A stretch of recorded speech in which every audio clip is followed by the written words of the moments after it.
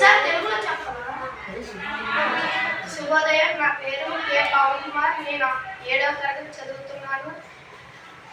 ఈరోజు సార్ నేను చెప్పాలి విజ్ఞానం గురించి చెప్పబోతున్నాను. మొదలుగా సంధి. పూర్వ పరస్పరములకు పరస్పరం ఏకాదేశం కావడమే సంధి. ఉదాహరణ రాముడు ప్లస్ ఇతడు, రాముడితడు. మరొకటి నిత్యం. సూత్రంలో వ్యాకరణ కార్యం తప్పనిసరిగా జరగడం. ఉదాహరణ రాముడు జనకుడు ప్లస్ ఇతడు, జనకుడితడు. నిషేధం. సూత్రంలో చెప్పిన వ్యాకరణ కార్యం జరగకపోవుట. ఉదాహరణ మా ప్లస్ అత్త, మాయత్త. వైకల్పికం. సూత్రంలో చెప్పిన వ్యాకరణ కార్యం జరిగిన రూపం జరగని రూపం రెండూ ఉండటం. ఉదాహరణ మా ప్లస్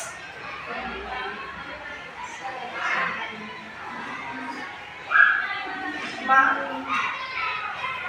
సరే ఎగ్జాంపుల్. వ్యాకరణ కార్యం కొన్ని సందర్భాలలో నిత్యంగాను, కొన్ని సందర్భాలలో నిషేధంగాను, కొన్ని సందర్భాలలో వైకల్పికంగాను, కొన్ని సందర్భాలలో అన్ని విధంగాను. ఉదాహరణ రామ ప్లస్ అయ్య, రామయ్య. నిత్యం. జనకుడు ప్లస్ ఇతడు, జనకుడితడు. నిషేధం. మా ప్లస్ అత్త, మాయత్త. వైకల్పికం. ఆగమం. సూత్రంలో చెప్పిన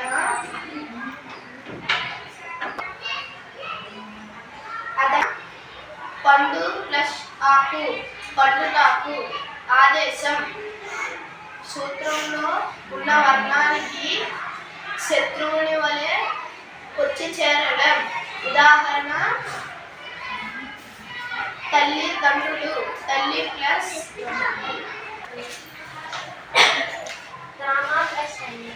రామయ్య. Right down.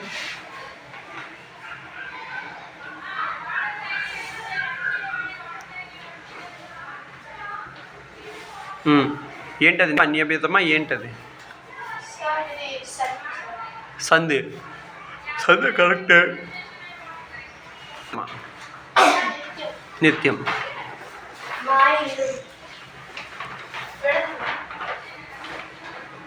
మా ఇల్లు అనే పదాన్ని విడదీయు.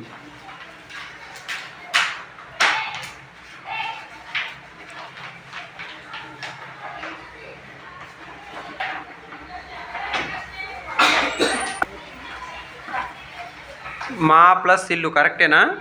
Next one జోహిత.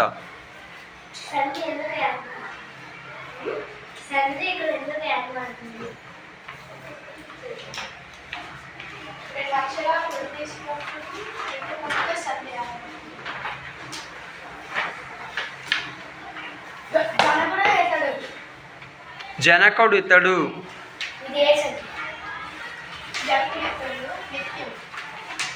అన్న సంధి.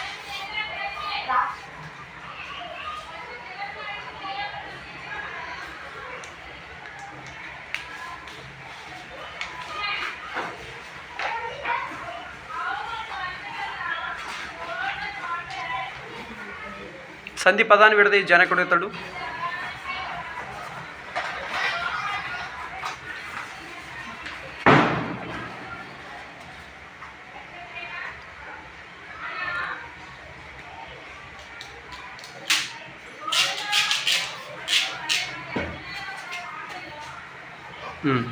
Very good.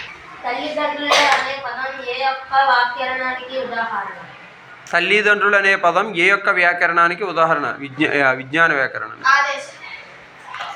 ఎందుకు ఆదేశం?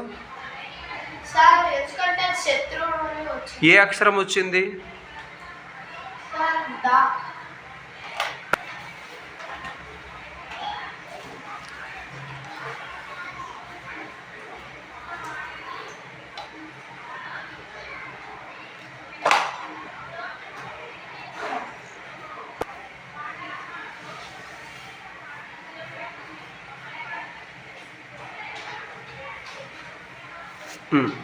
సంధి పదాన్ని విడదీయు.